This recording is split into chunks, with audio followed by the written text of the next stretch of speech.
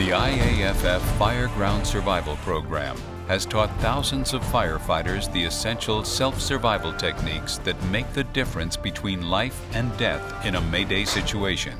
This module focuses on the crucial few seconds in which a firefighter must recognize he or she is in a Mayday situation and must immediately take steps to get out alive. Those few seconds are your time to survival. Your host, Derek Alconis.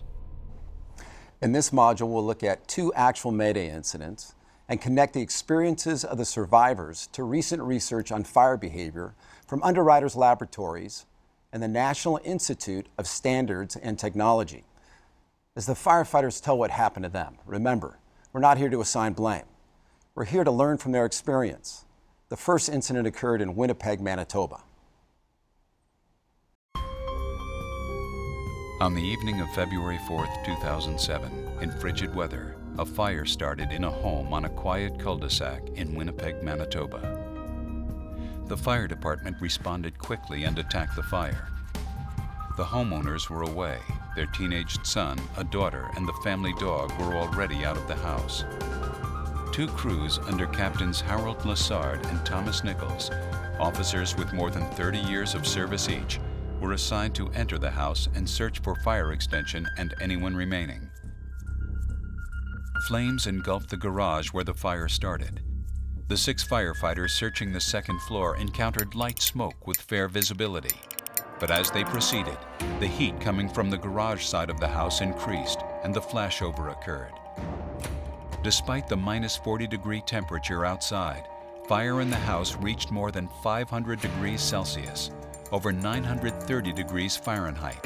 Heat so extreme, it melted the firefighters' radios. As the order came to evacuate, heat increased dramatically and visibility went to black.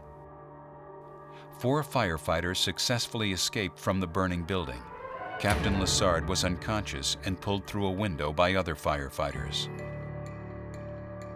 As flames destroyed the building, paramedics treated the 4 burned and injured firefighters and prepared them for transport.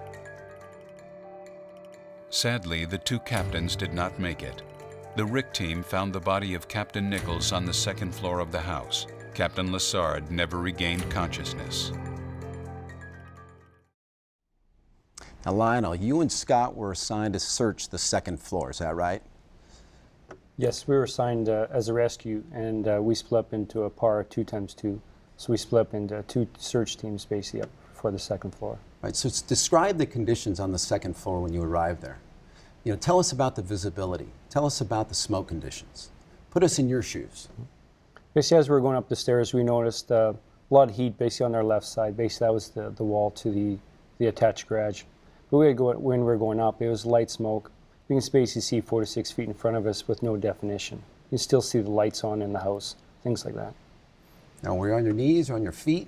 As we're going up, we were on our knees, just because of the light smoke, and as we're going up, we're pulling hose as well. So we're going up on our knees. You could see each other, though. Yeah, we still see without definition. You can still see each other. Okay.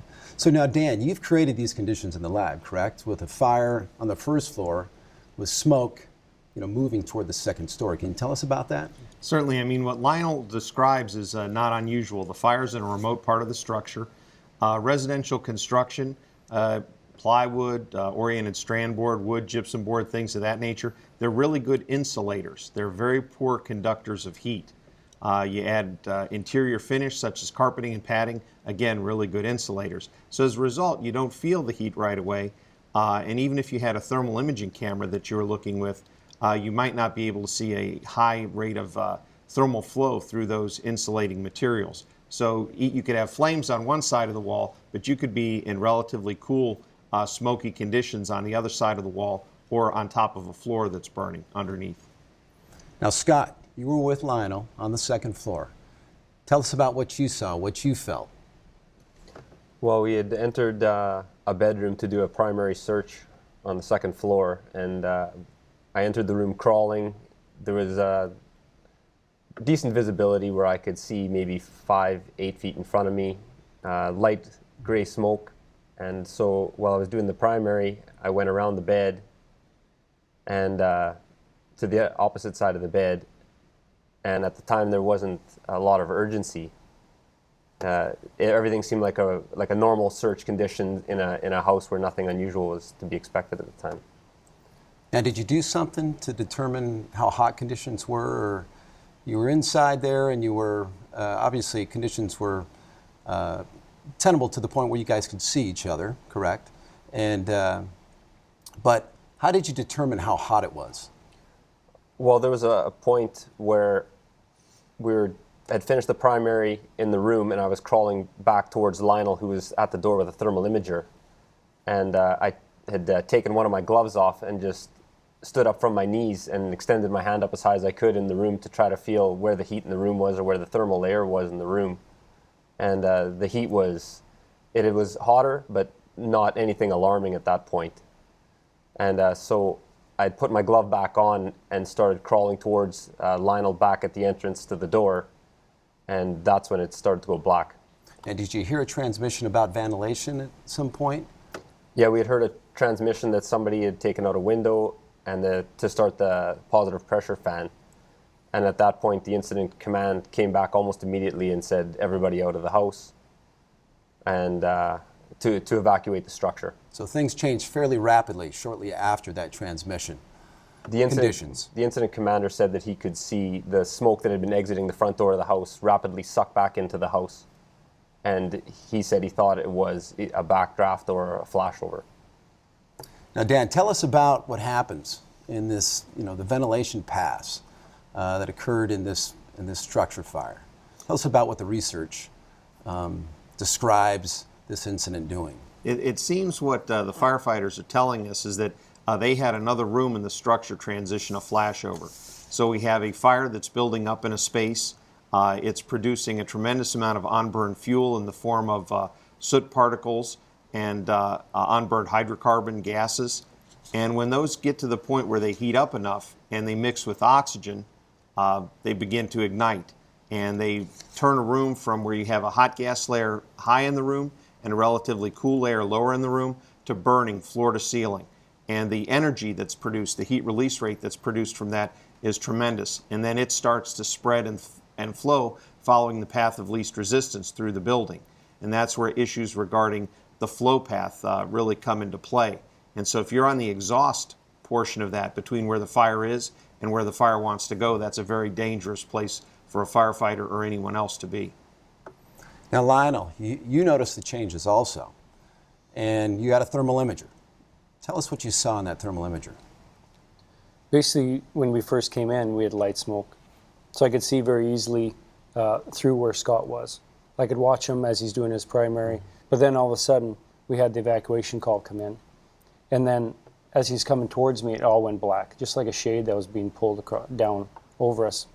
And I almost lost visibility with the camera. I had to basically put it right up against my mask just to see the screen still. So now, after you saw it all went black, you tried to rub it off and see if you can see the screen, correct? Yeah, we noticed, as I was watching Scott in the room still, I noticed accumulation of carbon. So I noticed at that point, before it went black, that there was some soot accumulating on the screen itself. Okay. Now, talk about this fireball that you experienced, or the change in conditions after it went black. We noticed, especially after this shade came down on us with the blackness, the heat did increase tremendously. But we were still able to, with our gear, we were still able to withstand it. So we decided to go back to the staircase that we came up on to get out. As we made our way, we could hear a lot of commotion on the other side. Because we were blacked out, we couldn't see. But we can hear a lot of the other crew members accumulating on the other side. So as we got to the top of the stairs, that's when we decided to go down, and that's when the fireball basically came up at us. Now, Scott, a lot of firefighters that have been involved in these type of fires, they say it happens so fast. Talk about the speed at which things changed, the time frames. Finishing the primary search, like I had said, to when I'd put my glove on and crawling back towards the door, it had started blacking out. So that would be maybe 10 seconds. Crawling speed, 10 feet. Once I'd got to where Lionel was, and we started going towards our egress point on the stairs, we had maybe crawled another 2 feet, and then the heat started changing. We could start feeling the heat through our gear, and at that point we were piled up on the stairs, and I was wondering, like, why aren't we going down the stairs? What's stopping us? Because I was at the back of a pile of guys. Then shortly after that, everything changed, where the heat started rushing up through the stairwell. I could feel it, like one half of my face was burning, and I could feel the heat go from the top of my helmet right down to my feet. And that was the point where we decided that we couldn't egress down the stairs, and we turned and went back into the bedroom that we had just searched. Dan and Steve. Steve, we're learning a lot about fire behavior in these last several years. Tell us about the rapid change in heat and visibility and why it happened so fast and what they experienced in Winnipeg. Right. We've seen it repeatedly where you have a well-involved fire on, let's say, the first floor, in their case, at the garage area. And like the incident commander saw, the air sucking into the structure is air trying to feed a ventilation-limited fire. And then when a ventilation point gets made on the floor above, it essentially becomes the chimney, that the air comes in low, mixes with those hot gases, and that stairwell becomes the chimney going to a low-pressure vent point on the opposite end of the flow path. They just happen to be stuck right in the middle of the chimney. After you experience this rapid increase in heat, lack of visibility, what did you experience after that? You became separated, correct? You were in one room, you were in the other room. Yeah, as we turned to go back to our room that we had just searched, Scott was now in the lead because we just did a 360 and 180 to go back into that bedroom. As we turned, I actually got knocked down the hallway as Scott was going back towards their bedroom. Do you have anything to add on that, Scott? Yeah, because I was at the back of the lineup, I basically did a 180 and turned to go back into the bedroom. So my orientation wasn't mixed up. I basically just turned on my heels and went back into the bedroom that we had just searched. So I had my orientation to go back to what I assumed was the A-side wall that we had just searched. And because as I was crawling, the heat became so intense that I didn't think I was going to make it out of the building. I had, at one point, myself and my wife had just went to a photographer and had a family picture done. And I had a picture of my wife and my child just flashed through my head almost around the same time that I thought, this is far beyond anything that I'd experienced before, and I don't know if I'm going to make it out of here. And so I crawled back around the bed towards what I thought was the A-side wall and started trying to find a window. And crawling along the wall, it seemed like it was like there was a stopwatch that was going off in my head, where I knew I had to find a window quickly or we weren't going to make it out of the structure. And at the time I thought that because I was the first one into the room, I thought that the other firefighters were crawling into the same room with me. So I was just saying, we're searching for a window. The sense of urgency was because of the heat. It was getting hotter and hotter. Yeah. Visibility was getting worse. You have anything to add on that, Dan, Steve?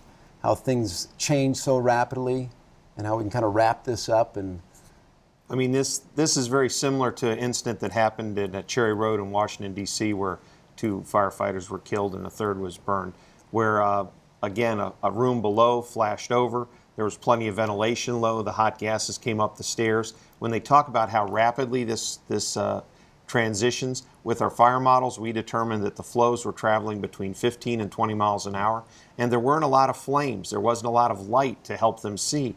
This is sometimes referred to as black fire, where it's a carbon-laden, really hot gas that's the same temperature as flames, but it's just not burning. It doesn't have the oxygen to burn. And because of that, the heat transfer to these firefighters as they're searching, trying to find a way out, is just incredible. The heat's going through their gear very quickly. as we continue to learn about the behavior of fires, what we're realizing is just how fast conditions can go from tenable to life-threatening. We need to recognize these changes, whether inside or outside the building, We need to know how the building layout and construction is influencing the fire. We need to know when interior operations are overmatched by fire conditions. We need to know how things limit our time to survival. Lionel and Scott, thank you for sharing your experience in the Winnipeg fire. Now here's another Mayday situation, a fire in Northern Virginia, and we'll hear the details from the firefighters involved. Sunday, May 25, 2008, Memorial Day weekend. Fire started in this single-family residence at 43238 Meadowood Court in Leesburg, Virginia. Just after 1 p.m., a neighbor reported the fire to Loudoun County Fire and Rescue. Within a minute, another call came in reporting a second fire incident requiring a simultaneous fire response. First on the scene were Tower 6 and Reserve Engine 6, each with a crew of 3. 4 firefighters entered the building, unaware the fire was in the sunroom on the first floor, and advanced a line to the second floor to search for occupants and initiate a fire attack. As units continued to arrive and initial command was established, fire from the first floor reached flashover. On the second floor, any progress from the outside, visibility is 0. While the heat rapidly became life-threatening.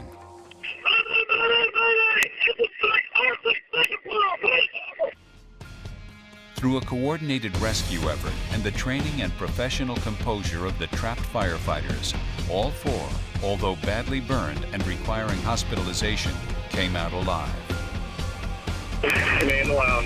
We have full accountability of all firefighters on the Mayday. We are now joined by members of the Loudoun County Fire and Rescue that responded to the Meadowood Court incident. We have Brandy, Micah, John, and Jack. Let's set the scene. Micah, you thought the fire was on the second floor. You and Brandy pulled a line to the front door and started making your way to that second floor via the stairway. Describe the conditions. Tell us what visibility was like. Tell us what the heat was like. Initially on the first floor, as we entered, it was very light white or grayish colored smoke. We were able to see maybe a few feet in front of us. Being bent over at waist level, we were able to see our feet, so we continued without crawling at that point. Continued up the stairway to the second floor, and after we reached the second floor, there was just a little bit of heat up there, nothing intolerable, but obviously we were going in the right direction to find the fire. Now, how about a window? Was a window taken out at that point? After we had reached the bedroom on the second floor in the center of the house, the master bedroom, I ended up clearing out what was left of a window that had already broken prior to us getting into that room. So you're on your feet the whole time? You're not crawling at this Correct. point? Okay. Now, Brandy, why don't you describe what you experienced as you made your way up the stairs and were on that second floor? Once we got to the second floor, like Micah said, the heat became a little more, I don't want to say intense because it wasn't hot, but you knew that you were going in the right direction. So we got in that room and started putting some water on the fire. Typical run-of-the-mill, house fire. Didn't seem like it was going to be any different than any other day. As we started going, the smoke started converting like it was every time you hit a fire. And It went from tenable to life-threatening.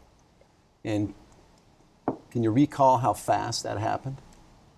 a couple seconds. It was every day, run-of-the-mill, 1 second, and you turn around and it was pitch black, could hardly hear each other, could feel nothing but heat, and it just a matter of seconds. Now, at this point, you met up with Tower 6 and Jack. You made your way up the stairs. You're on the second floor. Why don't you describe the conditions that you experienced? Initially, the smoke was pretty thick, no heat. Very moderate heat. Smoke was thick enough that you're actually wiping carbon off your face piece. We conducted a search of 3 bedrooms. Upon exiting the 3rd bedroom, we noticed a significant change in heat, noticed stinging in our ears, and we stepped out in the hallway. Of course, visibility is maybe a couple feet up until that point, and then it went completely pitch black, with the exception you could see the fire lapping up over the banister and everything from the open foyer on the first floor.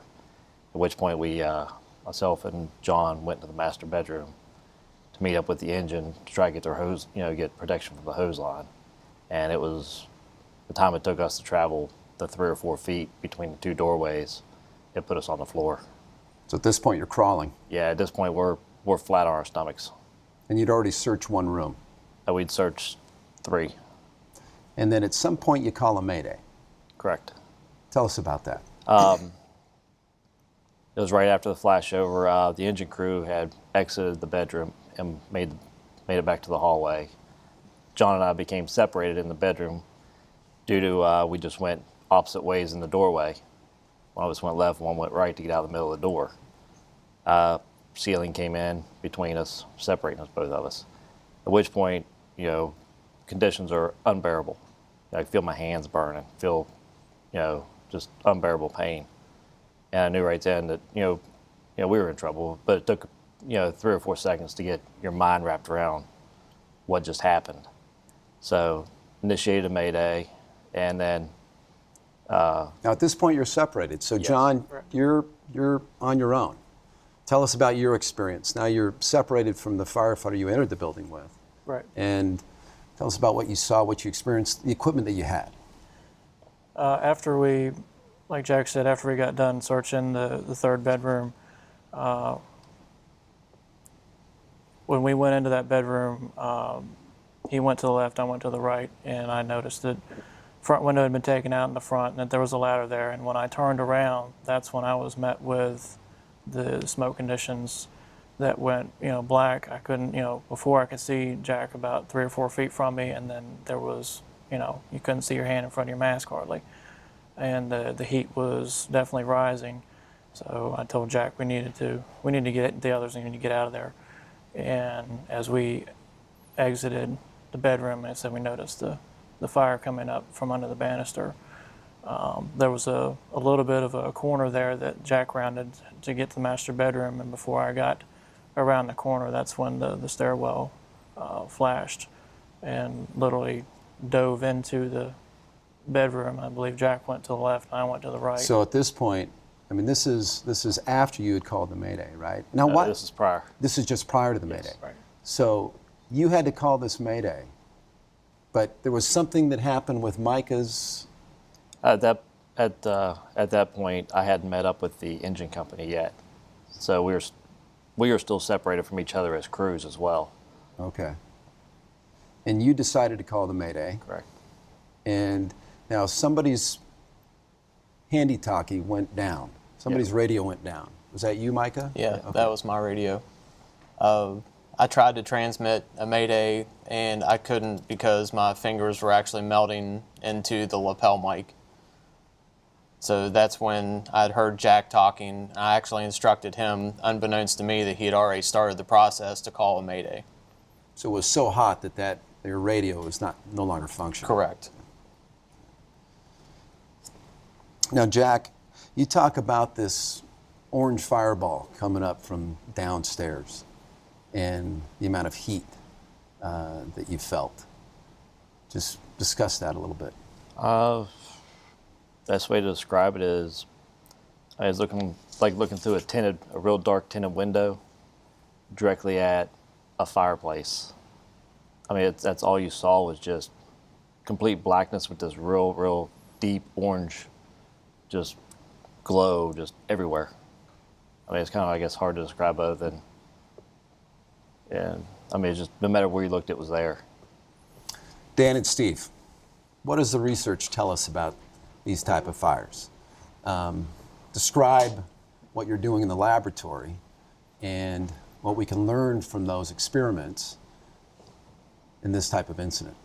Sure. We had the opportunity at UL to build a house similar to the one that they responded to in Leesburg. And what we saw in our experiments was when you had a ventilation-limited fire on the first floor, provided it air on the first floor by opening the front door, like you're stretching an attack line or conducting a search, and then you go ahead and you ventilate the second floor, you create a flow path from the air going into the fire on the first floor and the hot gases all coming out through the second floor.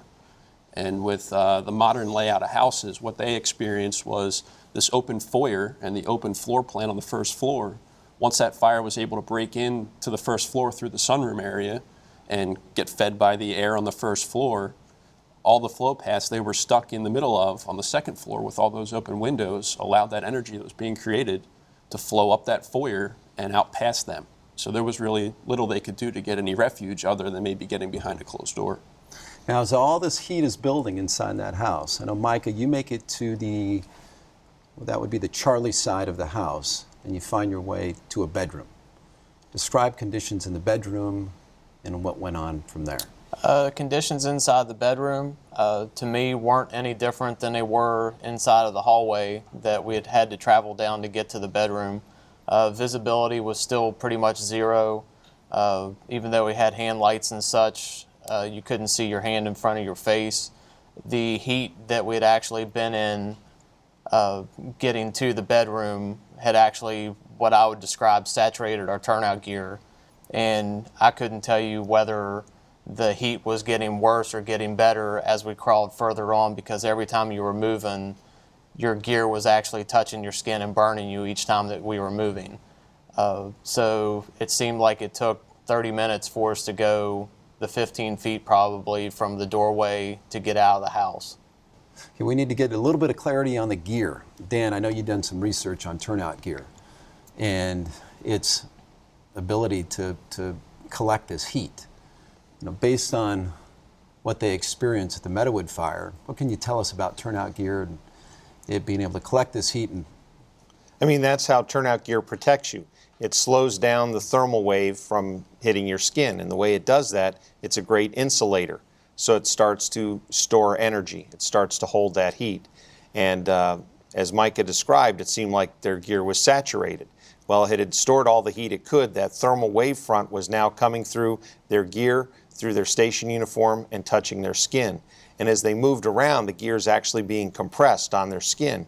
And that's beginning a increase in heat transfer to the skin by direct contact. So it's conducting the heat directly into their skin, and that's why they're feeling hotter. They're working in an area that they're literally in a bath of fuel, right? The hot gases, the smoke, that's fuel, and it just hasn't reached the right conditions yet to ignite exactly where they are. But their perception that they're in that danger, in that hazard zone, is clear, and they need to get out. Now, temperatures are rising. You're in this room. At this point, it's you, Brandy. Who else is in that room? Jack. Jack is in the room with you as well. Correct. Tell us about getting out. At one point, you have to make the decision that we need to get out of here. So we got in the bedroom, and Jack had shut the door behind us, at least as much as he could. I think there was some stuff kind of blocking it, so we didn't get to shut it all the way.